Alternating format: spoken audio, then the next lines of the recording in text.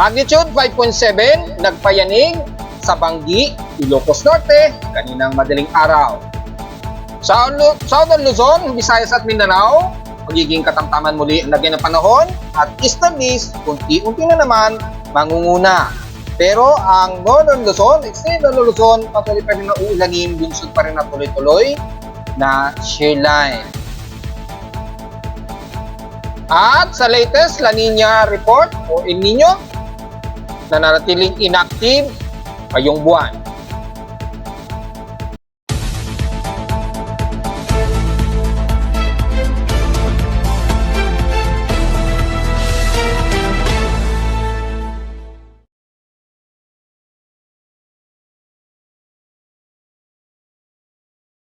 Hello, good morning mga folks. Welcome po muli sa ating Daily Weather Bulletin at Analysis para sa araw ng Merkules, December 4, 2024.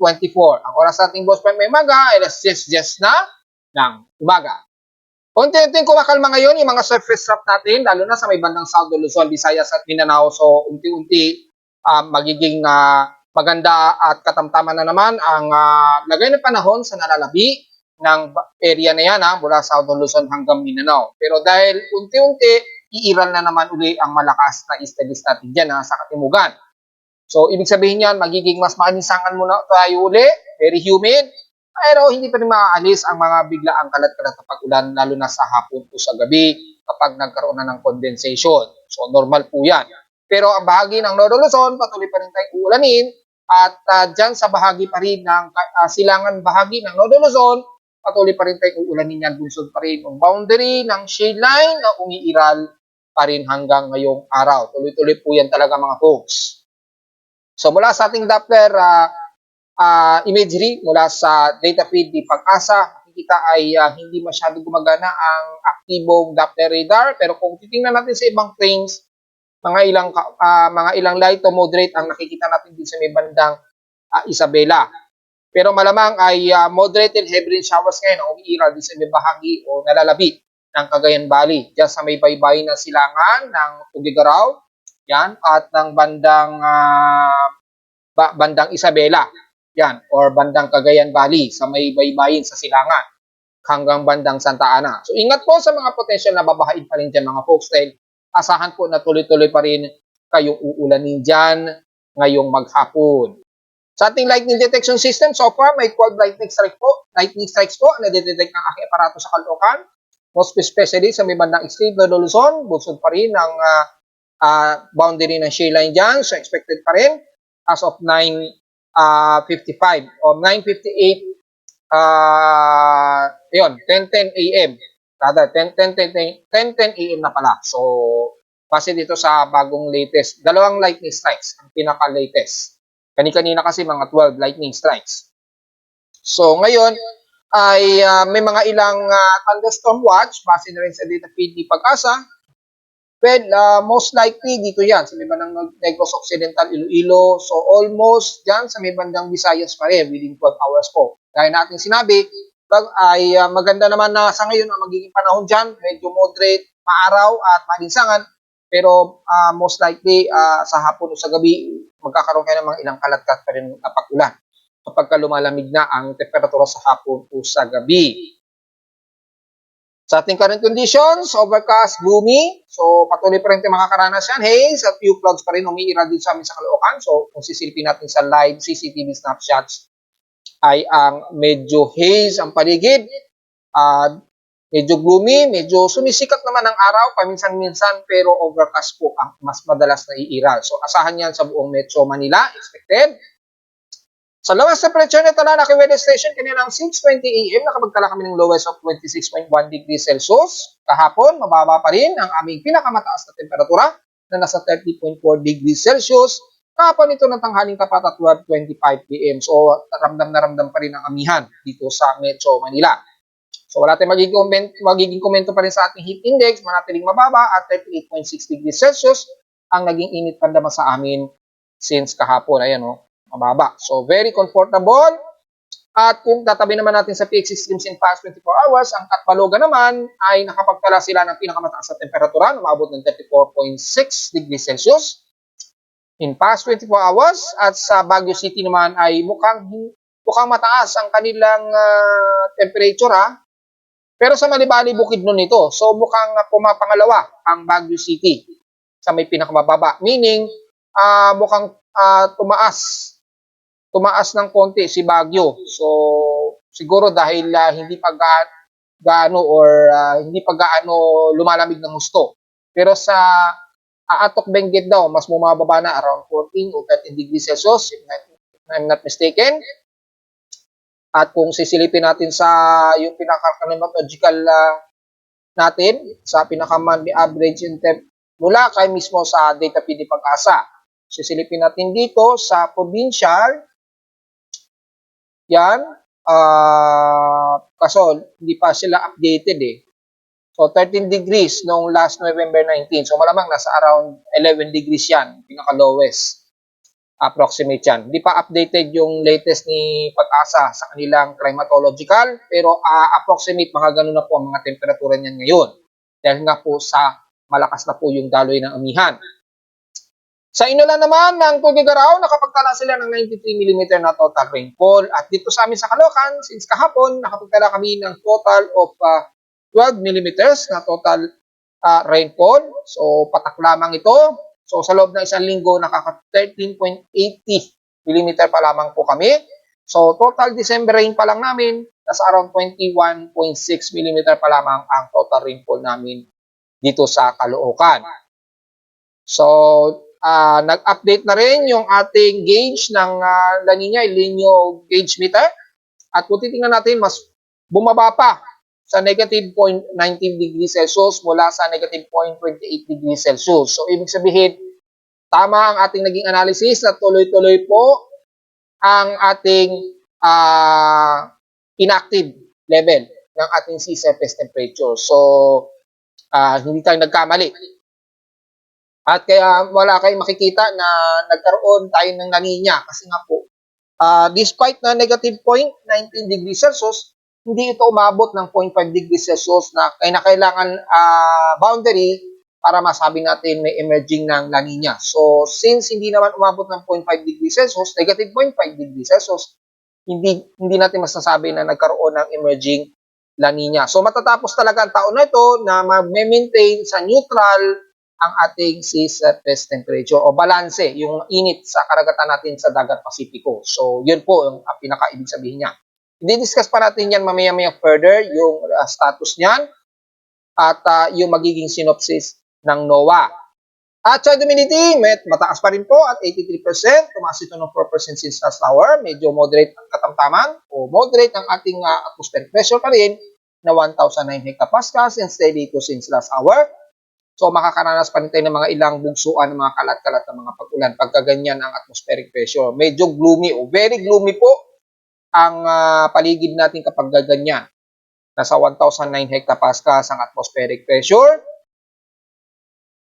High tide and low tide status, minimum low po tayo. Yan. So, mababa po yung level ng karagatan. Pero, kung kakamustahin natin, kung meron pa rin tayong mataas na alon. Since kahapon i-report natin, medyo malikot pa yung progress ng alon. So, mula sa pinaka-significant wave height, makikita natin mataas pa rin ang alon sa bandang extreme North Luzon pa rin. Bandang Kalintang Channel, so kasama na ang Batanes at bandang Babuyan Islands, umabot ng 1.25 to 2.5 meters po ang taas.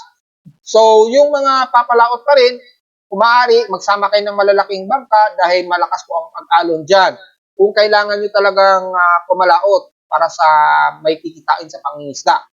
Medyo delikado dahil bukod sa bugso po ng Northeast Monsoon, ay matindi rin ang taas ng alon. Maabot ng 1.25 to 2.5 meters po. Pero sa nalalabi naman kung titingnan natin, ay halos okay naman. Medyo pakiramdaman nila lamang yung gale force winds, yung gale warning, lalo na sa silangang bahagi ng Northern Luzon hanggang Southern Luzon po yan. Southeastern Luzon sa Baybayin. Wala naman sa bahagi ng Visayas ng Baybayin hanggang Mindanao, medyo okay naman yung karagatan within 5 nautical mile. Ingat na lamang sa bugso po ng easterly trade wind dahil malakas po yung tulak ng hangin na yan. Mahangin. Mabugso po yung hangin na yan. Kabilang din sa bahagi ng kaluran ng Northern Luzon, dahil lalo na sa bandang La Union ha, ingat po. paalon pa rin dyan dahil nga po malakas po ang daloy ng northeast monsoon natin o amihan. Hindi rin magandang ating air quality, nasa 85 index po ang ating air concentration o moderate po. So magmas po tayo sa mga sensitibong mga baga dahil nasa at least 27.92 micrograms per cubic meter po ang ating air concentration. Sa almanak, sumikat po ang haring araw kaninang 6:07 a.m. o 6:07 a.m. at lulubog ito mamayang hapon at 5:25 p.m. Ang ating buwan na 9% illuminated waxing crescent na po. So, kita na yung liwanag ng buwan. At mukhang kaka-moonrise pa lamang. At 19 degree elevation sa east. So, pa-moonrise pa lamang ito. Ngayong 8:45 a.m. At mamayang gabi naman ito na 8:07 p.m. lulubog. At sa local weather outlook natin para ngayong Miyerkules at Huwebes, magiging partly cloudy po ating maghapon. At asahan pa rin ng mga localized thunderstorms, lalo na sa namanggit natin sa northeastern o extreme northeastern Luzon. At nasa around 68 to 70% chance na pag-ulan ngayon. Pero bukas, medyo bababa at magiging klaro ang ating maghapon daw. So, malamang sa umaga, medyo maulap. Pagdating ng hapon, medyo klaro daw. Or, baligtad, maaring sa umaga, medyo klaro ang ating papuwid at maaraw. Pero pagdating sa hapon, medyo gloomy po. So, medyo maganda-ganda o moderate ang ating panahon bukas. Bagamat ngayon medyo moderate, masyado nga lang partly cloudy ngayong araw ng Miyerkules dito sa atin sa Metro Manila ha. So, maliwanag yan. Highest and lowest temperature expected, 31 to 32 degrees Celsius. Highest and lowest temperature expected maglalaro between 25 to 26 degrees Celsius. So, diretso agad tayo sa ating ginagamit na satellite imagery. Makikita po mula sa pinaka-satellite imagery ng NOAA data feed sa ating webpage ay makikita po ang kaulapan nito sa bahagi pa rin ng extreme northeastern Luzon. Ayan, kung medyo ipopost at natin yung animation. Ayan. Yan. So, kung makikita po natin mga folks ay yung patuloy pa rin na umiiral ang frontal system o shear line. So, medyo tumataas na naman ng konti yung shear line natin. Ibig sabihin lamang nito is yung easterlies, mas lumalakas ngayon ang tulak dito sa boundary ng frontal system.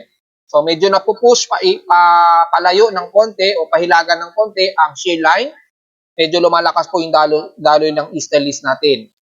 Yan, yung easterlies mas lumalakas kumpara dito sa daloy ng northeast monsoon. So medyo umaangat siya ng konti at dahil dyan ay magbubunsod po ng mga karat-karat na ulan. Sa bahagi na yan, na binanggit natin sa extreme Northern Luzon mula sa bahagi nga po ng Cagayan area. So, i-reduce natin ng konti. Damay-damay na po ang bahagi ng Tuguegarao, Ilagan, hanggang Isabela na po yan. So, iulanin pa rin ang bandang Quirino at Kasiguran Aurora. So, malinaw po yan mga folks. Kung iloload natin yung mas detalye tulad ng ABN satellite imagery, courtesy of NOAA pa rin. Ayan, kasalukuyan po moderate to heavy rain or violent rain showers ngayon na nararanasan ngayon ng mga taga-Tuguegarao. Yan, sa bandang Makunakon, yan, di Balacan, hanggang bandang Palanan, Isabela. Ingat po sa potensyal na pagbaha at huwag naman sana magkaroon ng mga pagguho ng lupa ha. Abot yan hanggang Tuguegarao area. Rizal, Quezon, Tabuk, yan, sa sakop ng bandang Kalinga at yan sa may bandang Mountain Province ng Paracelis, Natonin, hanggang Alfonso Lista. At dito naman sa may bandang Isabela, sakop, ay mula bandang San Isidro, Kawayan, yan, pababa ng bandang Jones at San Agustin. At hanggang dyan sa may bandang Isabela nga po, sa bandang San Mariano. So moderate to heavy rain showers po ang umiiral ngayon dyan sa area na yan. Ingat po sa mga biglaang flash floods mga folks. Pero sa the rest ng bahagi ng Northern Luzon, mula dyan sa bandang Apayao, Ilocos Norte, sa may bandang Kanluran, Abra hanggang Ilocos Sur hanggang La Union, most of gloomy po kayo dyan. Asahan din ng mga ilang light rain showers po at biglang pasulpot-sulpot po ng mga light to moderate showers po. Depende sa magiging galaw nito ng trap o malawak ang trap nito dito sa may silangang bahagi nga po ng Cagayan Valley. So expected po kayo uulanin dyan hanggang sa bahagi nga po ng Mountain Province kasama na ang buong Ifugao, Benguet at bandang Nueva Vizcaya. At mula naman sa ibabahagi ng katimugang parte, mula sa bahagi ng Nueva Vizcaya at Bangandang Pangasinan, yan, sakop na ang Nueva Ecija at Tarlac sa Central Luzon, pababa ay magiging katamtaman, magiging most of moderate ang ating lagay na panahon. Magiging gloomy lamang maya-maya at asahan pa rin ng mga ilang light to moderate showers ang medyo iiral maghapon. Kung ida-dark mode natin, halos mas katamtaman ang lagay ng panahon sa buong bahagi ng Central Luzon, pababa ng bandang Pampanga Region, yan, mula Ugapan, San Fernando, hanggang bandang Bulacan area na po yan. So, most of katamtaman ang lagay ng panahon dyan, pababa na yan ng Metro Manila, hanggang dito sa bahagi ng Calabarzon, magiging partly cloudy to mostly cloudy din na iral at mga ilang kalat-kalat din, mga ilang mahihina at katamtamang mga pag-ulan na may pagkulog at pagkidlat. Lalo na sa area na yan, ang bandang Laguna, sa may bandang Paete, Santa Maria, Sinaloan, yan, hanggang dito sa may bandang San Pablo. Pagitan na yan ng bandang Quezon, ng Tayabas at Lukban, at bandang Rial sa may bandang Infanta, Quezon. Mga ilang light to moderate po ang iira sa inyo dyan. The rest ng bandang Southeastern Luzon, kasama na ang bahagi nga po ng Bico Region, mula dito sa may bandang Camarines Norte hanggang Camarines Sur. Magiging most of cloudy tayo dyan. Mga isolated lamang na mga pag-ulan na may ilang pagkidlat at pagtulog po. So, ida-dark mode natin para mas kita natin yung detalye na kung saan ang mas makakapal ng kaulapan. Kasama na ang bahagi ng Catanduanes and the rest ng Southern Luzon area. Magiging katamtaman na ngayon ang bahagi ng Mimaropa dahil medyo traversing na po yung most of trough. Dito na lamang yung pinaka-concentration niya sa may bandang extreme Northern Luzon. So, mula sa bahagi ng Southern Luzon, Visayas ay magiging katamtaman po. So, medyo hindi natin isa-isahin ang buong bahagi ng Visayas dahil kitang-kita naman po na katamtaman ang lagay ng panahon. Kung sisilipin natin sa Himawari Satellite, ganun din ang ipinapakita. Ayan. Halos katamtaman at maaliwalas ang mostly na area ng bandang Southern Luzon, Visayas at Mindanao area.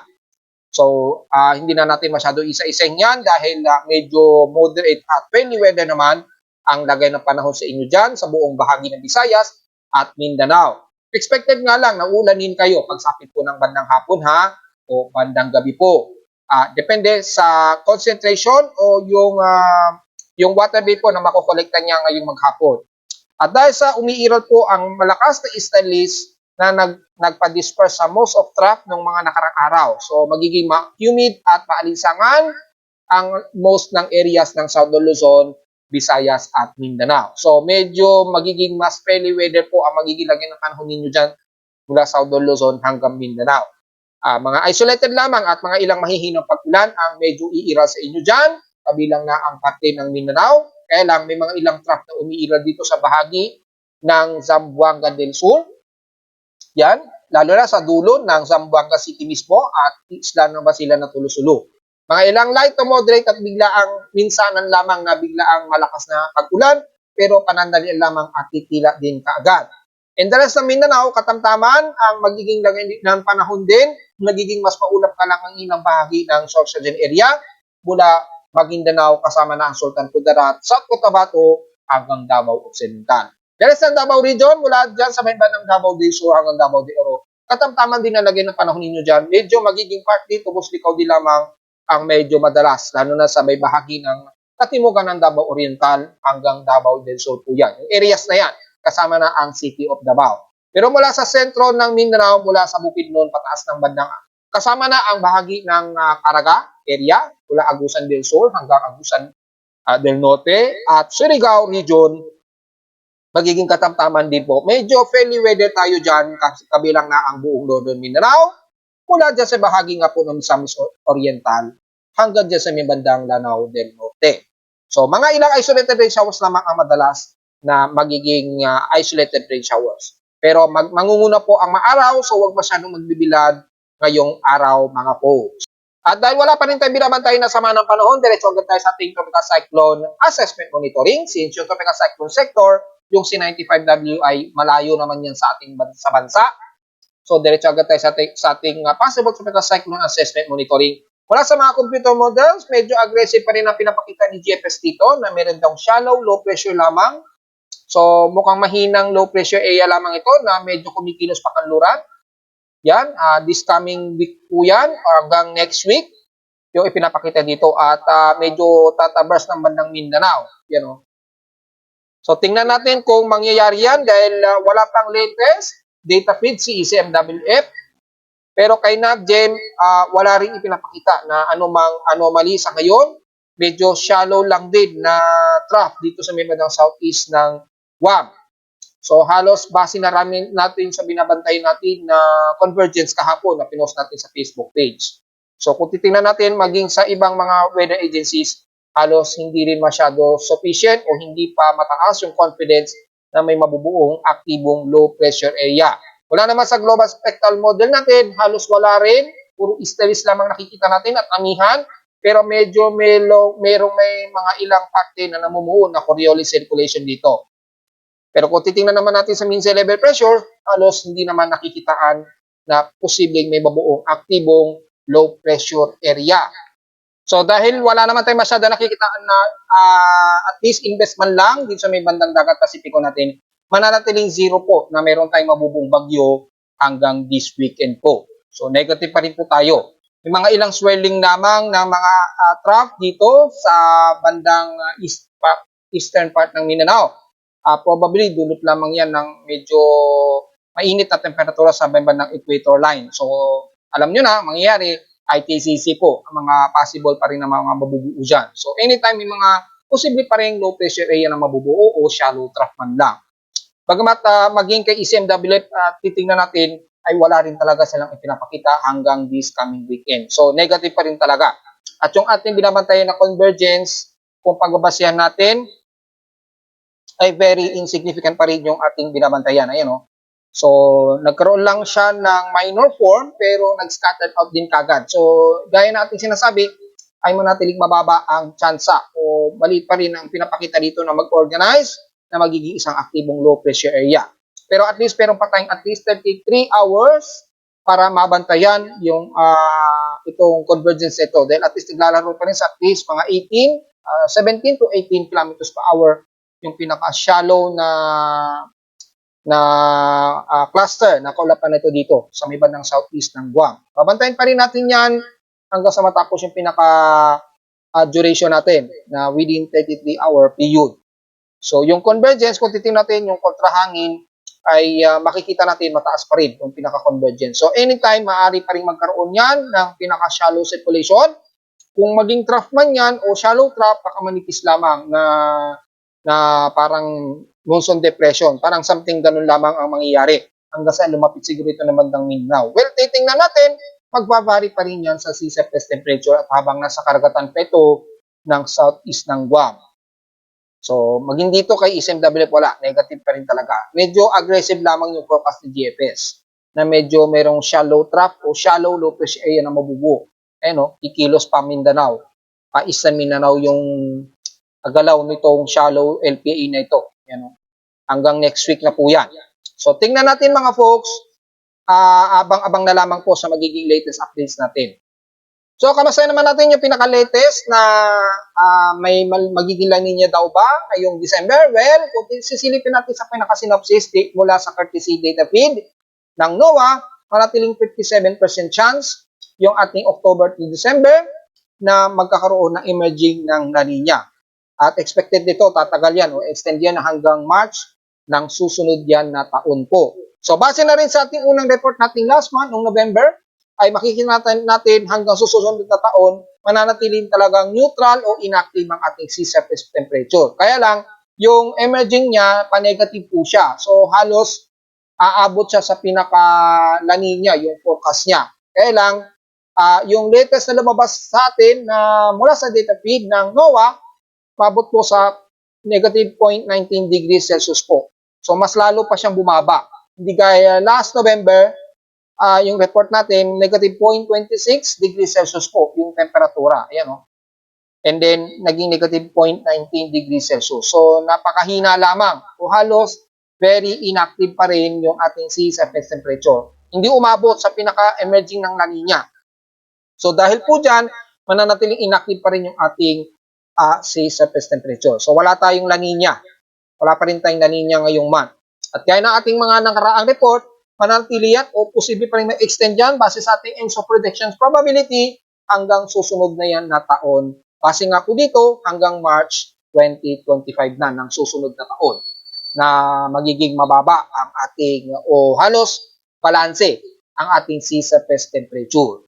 Samantala sa ating ulat lindol, well, meron tayong malakas-lakas na pagyanig. Kaya lang, madaling araw po ito. So, Ewan ko kung naramdaman ninyo dito sa Metro Manila. Pero nag-alarm po yung aking seismometer kaninang madaling araw, 2:58 AM po ito. 2:54 AM po naganap. Yan, 2:53 dito, 2:53 AM po to be exact. Base na rin sa reading ng aking seismometer. So 2:53 AM. At ang epicenter nito sa southwest ng Bangi, Ilocos Norte po. May magnitude 5.7 po ito, unang measurement po kagad. Pero kay P-Box kagabi ay magnitude 5.9 po. Pero dinigrade din kagad ni P-Box yan ito 5.7 after makakita siguro yung aking report na magnitude 5.7 na aking measurement at sa International Seismic Monitoring. Kasi kung sisilipin din natin sa International Seismic Monitoring, ay magnitude 5.7 din ang naging calculation nila. Yan o. So, magnitude 5.7 din. So, dinigrade. Kaya lang, ang kaibahan, mas malalim yung epicentral depth nito, 70 km. Pero sa calculation ko, nasa 22 km naman yung lalim. So, magkaiba ng epicentral depth. Siguro dahil malayo, sobrang layo ng sensor na na-detect ng International Seismic Network. Kaya nung mineasurement siguro yung Rayleigh, yung pinaka-Rayleigh, 70 km ang lumalabas. So, walang pinagkaiba, walang problema yan mga folks. Depende yan sa position ng mga seismographs. Pero sa akin, dito sa Caloocan, nasa 22 km po yung epicentral depth nito. Magnitude 5.7 po, southwest ng Bangi, Ilocos Norte. Nagkaroon ng mga aftershocks at malamang naramdaman niya ng mga taga Ilocos Norte. Yan, yung epicenter niyan sa lupa kasi ito na nasa lupa kasi yung pinaka-epicenter niya. Kung zoom in natin, yan, southwest siya ng Bangi. Dito sa may bandang Manila North Road na tinatawag. Yan, sa may bandang Masikil yung pinaka-epicentral. So, intensity 4 yung naging measurement ko sa Caloocan. Hopefully, walang nagkaroon ng matinding damages dahil moderate to high po yung highly damages ang intensity na na-create niya. So hopefully walang nagkaroon ng matinding pinsala sa mga structure dyan sa area na yan. Maging alisto na lamang po dahil yung fault line siguro ng bandang Ilocos fault, yan, Ilocos fault system, yung West Ilocos baka gumalaw or kung hindi man sa bandang Ilocos, bandang Pagudpud fault. Yan, depende kung nag-umiga itong dalawang ito. So, yung offshore Pagudpud fault, either dyan sa dalawa, napiga. Baka yun ang rason bakit nagkaroon ng biglang pagyanig dyan sa may bandang Bangi. So, ingat na lamang po sa mga kababayan natin at kung titingnan natin sa pinaka-huling mga recorded na mula sa data PDP box, nagkaroon na tayo ng dalawang magnitude 5+. Mula kanina madaling araw, dyan 12:09 AM sa may bandang Balot Island, Sarangani na naman ng Davao Occidental. So magnitude 5.3 po ito. Ito yung unang magnitude 5+. May lalim ng 14 km depth. Kaninang 12:09 AM po naganap. At yung sumunod naman na pagyanig, ito nga po sa may bandang Bangi nga po kaninang madaling araw. Mula sa data feed ni P-Box, magnitude 5.7, mula magnitude 5.9 yan kaninang madaling araw. Dinigrade nila to 5.7. Ilalim na 23 km naman yung epicentral depth niya. At isang magnitude 4.3, dyan naman sa may bandang northeast. Yan, northeast ng Hinatuan, sa Surigao del Sur po muli. Magnitude 4.3 po ito na mas mababaw yung kanyang epicentral depth, 1 km lamang. So baka intensity 1 naramdaman niya ng mga taga-Bislig o Hinatuan. Kailang mas malayo naman ito sa may baybayin. So baka hindi masyado rin naramdaman kahit intensity 1. So yun lamang po mga folks, yung pinaka-latest earthquake natin, meron na tayong dalawang magnitude 5.0 kagad. At the rest, mga minor earthquake at aftershocks na lamang na kung saan may mga naging malakas na pagyanig. So kung sisilipin natin yung pinaka-historical earthquake data natin for the month of December, since dalawa na kagad yung ating magnitude 5 kaagad, yan, buksan natin yung month of December. Normal yan, medyo lagi dahil sobrang laki po ng data na napoprocess ng website na yan. At kung titingnan natin sa month of December 2024, meron na tayong 97 total earthquakes, 90 sa magnitude 2.0 pataas, 5 sa magnitude 4.0 pataas, at 2 magnitude 5.0 kaagad, which is sabay-sabay kaagad sila at the same time. Sa Bangi at bandang Balut.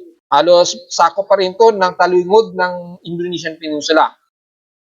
So yung ito pagyanig na to sa may bandang Balot Island, at least medyo malayo-layo yan sa bansa. Pero ito sa may Banggi, yan, sa lupa talaga sa Yumanig, sa Banggi ng Ilocos Norte. So yun po ang total earthquakes natin. May total of 97 earthquakes pa lamang po tayo na pagyanig since ika-4 na araw na ng December 2024. At narito naman ating 3-day weather forecast para sa araw ng Miyerkules, December 4, 2024.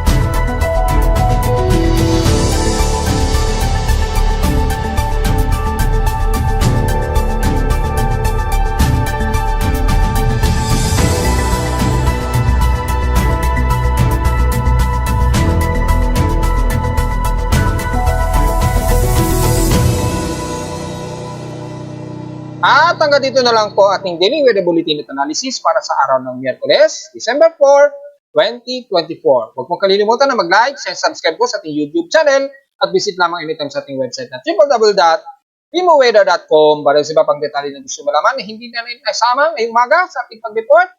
Since almost stationary pero magiging moderate ang ating lagay ng panahon at most of fairly weather naman sa may bandang katimugan ng bansa. Wag na lamang magbibilad masyado sa tinding sikat ng araw. At visit lamang sa ating website para sa gustong malaman ang pinaka-dynamic events mula sa pinaka-aparato ko sa Caloocan at sa data feeds mula sa iba't ibang weather agencies. Maraming salamat po mga folks at magandang araw po sa ating lahat.